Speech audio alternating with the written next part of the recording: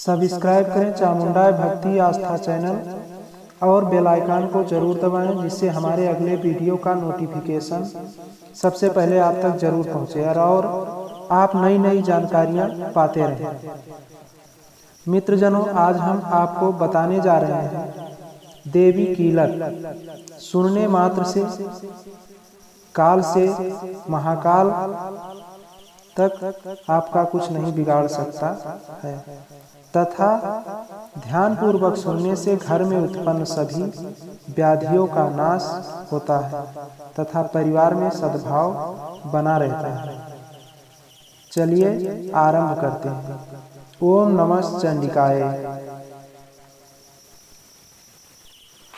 ओम विशुद्ध ज्ञान देहाय त्रिवेदी दीप चक्षुषे श्रेया प्राप्त निमित्ताय नमः सोमार्थ धारिणे सर्वमेत द्विजानी यन मंत्राणामाभिकीलकम् सोऽपि क्षेमं वापनोति सततं जापि तत्परा सिद्धयन्तुच्चाटनादीनि वस्तूनि सकलान्याप् यतेन स्तुवतां देवी स्तोत्रमात्रेण सिद्धयेत्।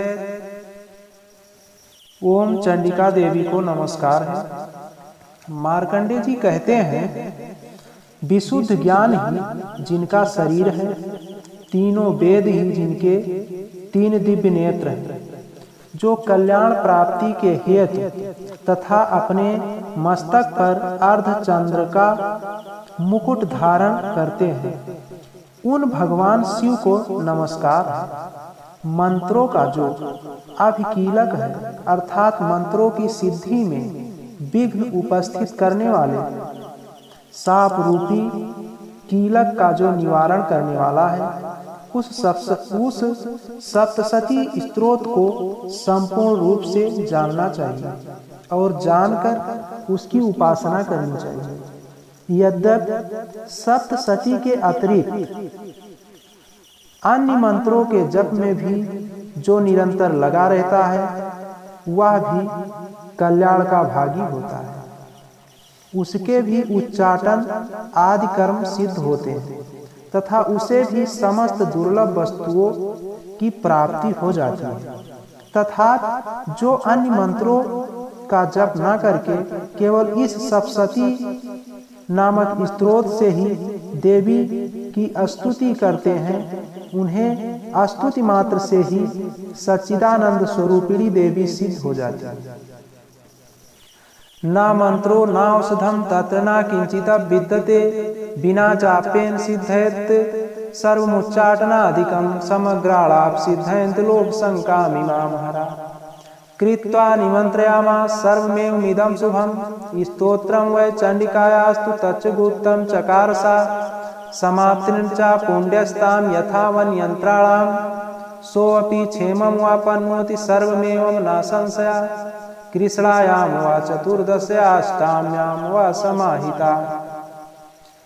उन्हें अपने कार्य की सिद्धि के लिए मंत्र, औषध तथा अन्य किसी साधन के उपयोग की आवश्यकता नहीं रहती। बिना जप के ही उनके उच्चाटन आदि समस्त अभिचारिक कर्म सिद्ध हो जाते हैं। इतना ही नहीं, उनकी संपूर्ण अभिष्ट वस्तुएं भी सिद्ध होती हैं। लोगों के मन में यह शंका थी कि जब केवल सप्तशती की उपासना से अथवा सप्तशती को छोड़कर अन्य मंत्रों की उपासना से भी समान रूप से सब कार्य सिद्ध होते हैं, तब उनमें श्रेष्ठ कौन सा साधन है। लोगों की इस शंका को सामने रखकर भगवान शंकर ने अपने पास आए हुए जिज्ञासुओं को समझाया कि वह सप्तशती नामक संपूर्ण स्तोत्र की सर्वश्रेष्ठ एवं कल्याणमय है। तदंतर भगवती चंडिका के सप्तशती नामक स्तोत्र को महादेव जी ने गुप्त कर दिया। सप्तशती के पाठ से जो पुण्य प्राप्त होता है, उसकी कभी समाप्ति नहीं होती, किंतु अन्य मंत्रों के जप जन्य पुण्य की समाप्ति हो जाती है। अतः भगवान शिव ने अन्य मंत्रों की अपेक्षा जो सप्तशती की ही श्रेष्ठता का निर्णय किया, उसे यथार्थ ही जानना चाहिए। अन्य मंत्रों का जप करने वाला पुरुष भी यदि सप्तशती के स्तोत्र और जप का अनुष्ठान कर ले तो वह भी पूर्ण रूप से ही कल्याण का भागी होता है। इसमें तनिक भी संदेह नहीं है। जो साधक कृष्ण पक्ष की चतुर्दशी अथवा अष्टमी को एकाग्रचित होकर भगवती की सेवा में अपना सर्वस्व समर्पित कर देता है और फिर उसे प्रसाद रूप से ग्रहण करता है, उसी पर भगवती प्रसन्न होती है। ददाति प्रतिगृहाति नान्यथैषा प्रसीदति इथम रूपेण कीलेन महादेवेन कीलितम यो निष्कीलां विधायनां नित्यं जपत् समस्फुटम् सह सिद्धा सागरा सोऽपि गंधर्वो जायते नरा न चैवापि तस्य भयं क्वापि जायते नापमृत्युवशं याति मृत्यो मोक्षं वापनुयात् ज्ञात्वा प्रारब्ध कुर्वीत न कुर्बाणो विनश्यति ततो ज्ञातेयो संपन्नमिदं प्रारब्धते बुद्धये। अन्यथा उनकी प्रसन्नता नहीं प्राप्त होती। इस प्रकार सिद्धि के प्रतिबंधक रूप कीलक के द्वारा महादेव जी ने इस स्तोत्र को कीलक कर रखा है। जो पूर्वोक्त रीति से निष्कीलन करके इस सप्तशती स्तोत्र का प्रतिदिन स्पष्ट उच्चारण पूर्वक पाठ करता है वह मनुष्य सिद्ध हो जाता है, वही देवी का पार्षद होता है और वही गंधर्व भी होता है। सर्वत्र विवर्ते रहने पर भी इस संसार में उसे कहीं भी भय नहीं होता। वह अपमृत्यु के वश में नहीं पड़ता तथा देह त्यागने के अनंतर मोक्ष प्राप्त कर लेता है।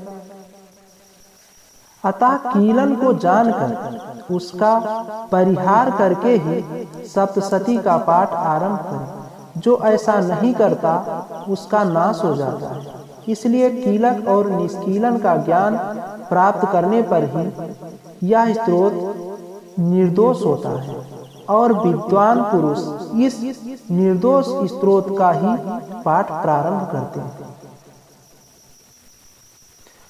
सौभाग्यादि च यदि किंचित दृश्यते ललनाजने तत्सर्वं तत्प्रसादेन तेन जाप्यमिदं शुभम् शनैस्तु जाप्यमाने अस्मिन् स्तोत्रे सम्पत्तिरुच्यते भवत्येव समग्रापि तथा प्रारभ्यमेव तत् ऐश्वर्यं यत्प्रसादेन सौभाग्यरोगि संपदा शत्रुहानि परोमोक्षा स्तूयते सा न किं जनयेम इति देव्या कीलक स्तोत्रम संपूर्णम्। स्त्रियों में जो कुछ सौभाग्य दृष्टिगोचर होता है वह सब देवी के प्रसाद का ही फल है। अतः इस कल्याणमय स्तोत्र का सदा जप करना चाहिए। इस स्तोत्र का मंद स्वर में पाठ करने पर स्वल्प फल की प्राप्ति होती है और उच्च स्वर से पाठ करने पर पूर्ण फल की प्राप्ति होती है। अतः उच्च स्वर से ही इसका पाठ आरंभ करना चाहिए।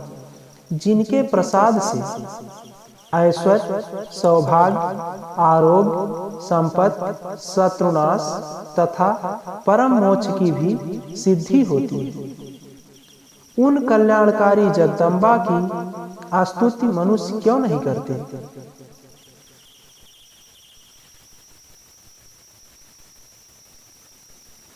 मित्रों, आप सभी लोग इस जानकारी को अधिक से अधिक शेयर करें। जय माता दी। ओम नमः चंडिकाय।